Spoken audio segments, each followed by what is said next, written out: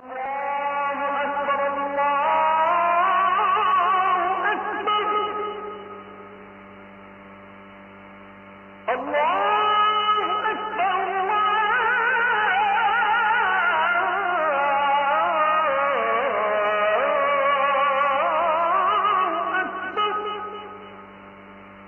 যেহেতু বাংলাদেশের মতো একটা গণতান্ত্রিক দেশে বসবাস করি এবং যেহেতু আমরা আমাদের জীবনে বিভিন্ন ধরনের সমস্যারও সম্মুখীন হই, তখন আমাদের মাঝে এক শ্রেণীর মানুষের ভেতরে এই ধরনের প্রবণতা রয়েছে যে তারা কোন দলের রাজনীতি করেন এবং কোন দলের সাথে তারা জড়িত অথবা কোন বড় ব্যক্তির সাথে তার সম্পর্ক আছে সেটা বলে উনি নিজের ক্ষমতা অথবা নিজের দাপট অথবা নিজের সৌভাগ্য অথবা নিজের বড়ত্বটা প্রমাণ করার চেষ্টা করে। সহজ ভাষায় বললে আমরা সবাই নিজেকে নিজের চাইতে শক্তিশালী কারোর সাথে সম্পর্কিত করে নিজেকে একটু বড় দেখানোর চেষ্টা করি। অর্থাৎ মানুষ যখন নিজেকে নিজের চাইতে শক্তিশালী কারোর সাথে জড়িত করতে পারে, শক্তিশালী কারোর সাথে তার সম্পর্ক আছে এটা সে প্রমাণ করতে পারে, তখন সে স্বাচ্ছন্দ্য বোধ করে নিজের চলাফেরায়, নিজের উঠা বসায়, নিজের সকল কিছুতে। এই জিনিসটা আমরা আমাদের বাস্তবিক জীবন এবং দৈনন্দিন জীবনে এই জিনিসটা অনুভব করলেও আমরা কি কোনো সময় এই জিনিসটা অনুভব করার চেষ্টা করেছি যে আপনার যদি একজন মেয়রের সাথে সম্পর্ক থাকে আপনি সেটা নিয়ে কতটুকু অহংকার করেন, একজন এমপির সাথে আপনার সম্পর্ক আছে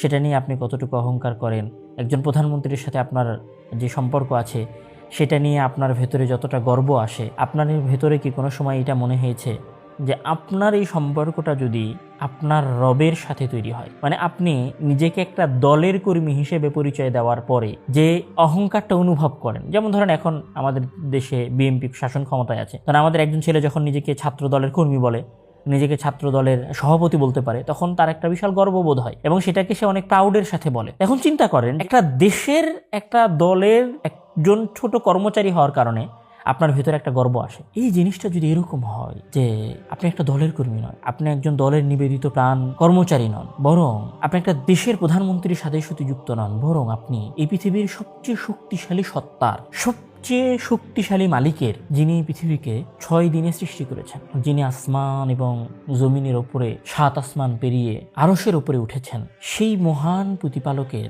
সেই মহান সত্তার আপনি একজন কর্মচারী, তার আপনি একজন সৃষ্টি, আপনি তার একজন দাস, আপনি তার একজন গোলাম। এটা অনুভব করে আপনার কতটুকু গর্ব এবং অহংকার নিজের ভেতরে আসা উচিত। রমজান মূলত মানুষকে এই জিনিসটাই শেখায়। মানুষ যখন নিজের ইচ্ছা মতো চলাফেরা করা শুরু করে, মানুষ যখন হালাল এবং হারামের মাঝে কোনো পার্থক্য না করে নিজের জীবন কাটানো শুরু করে, তখন মানুষের জীবনে হুট করে রমজান মাসটা চলে আসে। যে রমজান মাস মানুষের দৈনন্দিন জীবনের খাওয়া দাওয়ারও একটা রুটিন বেঁধে দেয়, যেখানে মানুষ সারাদিন পূজা করে বা সারাদিন চেষ্টা করে নিজের শরীর, নিজের দেহকে সুস্থ রাখার, নিজের দেহের গোলামি করার, নিজের পেটের গোলামি করার, নিজের পেটের দাসত্ব করার।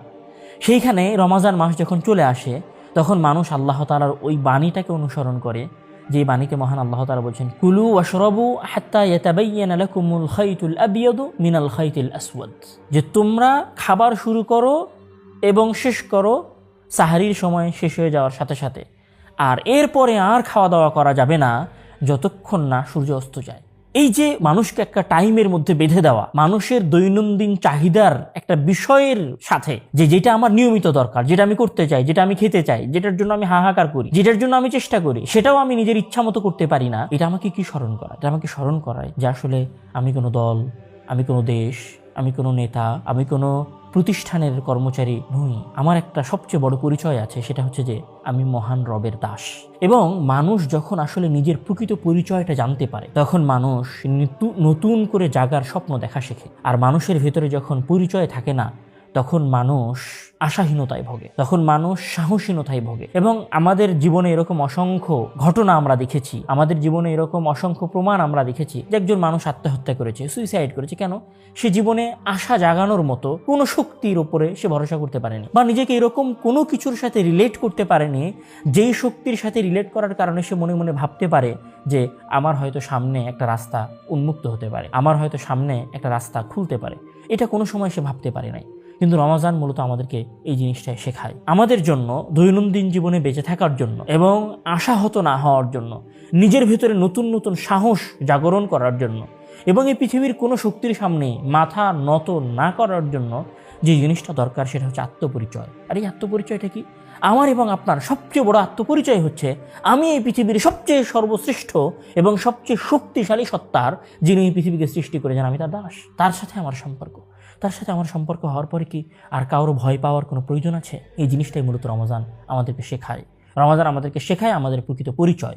রমজান আমাদেরকে শেখায় যে আমরা কার গোলাম। রমজান আমাদেরকে শেখায় যে আমরা কার কর্মচারী। রমজান আমাদেরকে শেখায় যে আমাদের কার সাথে সম্পর্ক রয়েছে। রমজান আমাদেরকে শেখায় যে আমরা কার দাসত্ব করতে বাধ্য।